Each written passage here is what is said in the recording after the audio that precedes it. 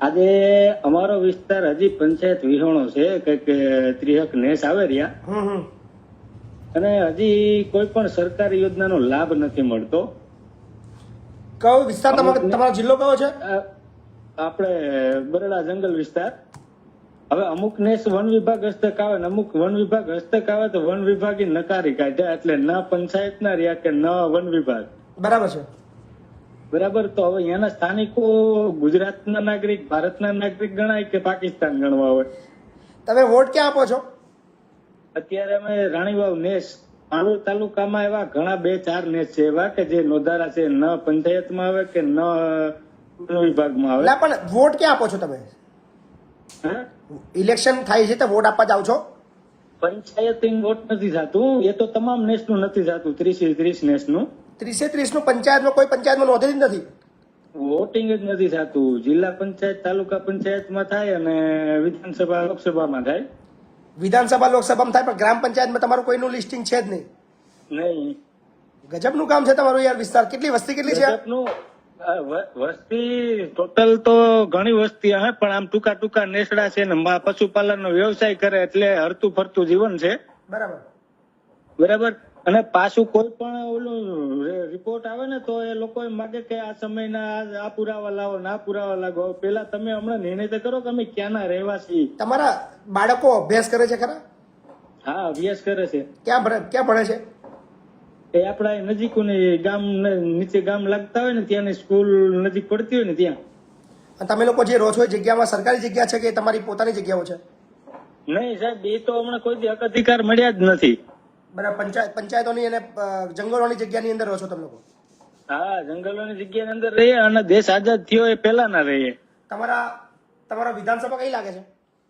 વિધાનસભા 81 ખંભાળિયા. ખંભાળિયા. હા, અને લોકસભા જામનગર.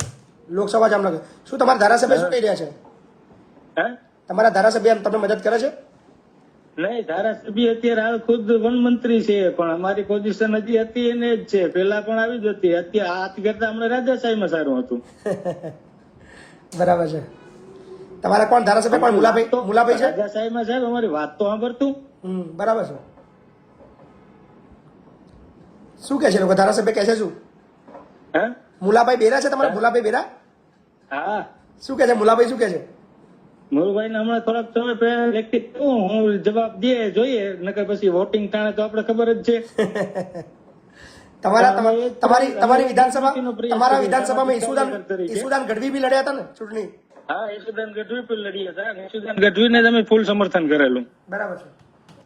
કારણ કે એની જે નીતિ, એની જે કાર્યપદ્ધતિ છે એમને યોગ્ય લાગી છે. બરાબર. અને કોઈ પણ નાનો બાળક છે એને શિક્ષણ સિવાય કઈ મહત્વ નથી. સાચી વાત છે. શિક્ષણ હે તો એ રોજગાર તો ગમે ત્યાંથી ખેંચીને લઈ આવશે. 100% સાચી વાત છે.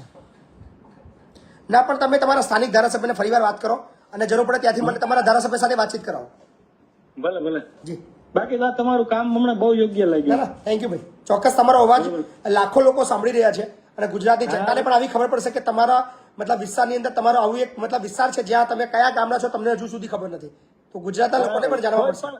કોઈ યોજનાનો લાભ નથી મળ્યો. બરાબર છે. પાછું છોકરા શિક્ષણમાં હોય ત્યારે કોઈ પણ દાખલા જોતા હોય કે ભાઈ રહેવાસીનો દાખલો લઈ આવો કે આવકનો દાખલો કરો તો રહેવાસીનો પુરાવો જોઈએ, તો એ પુરાવામાં બહુ હેરાનગતિ થાય. બરાબર છે. આધાર કાર્ડ ને ચૂંટણી કાર્ડ હોય ઉપર કે અમે તમને ના આપી શકીએ, એવા તો નિયમ એના. સાચી વાત છે. તો આપણે અગર વોટર આઈડી કાર્ડ હોય કે અથવા આધાર કાર્ડ હોય એના ઉપર કયા કારણે ના આપી શકે? ના, સાચી વાત છે. તમે તમારા સ્થાનિક ધારાસભ્યને વાત કરો અને જરૂર પડે મારી સાથે વાત કરાવજો મુરબીની. હે ને? ભલે ભલે. ધન્યવાદ. સમય આપણો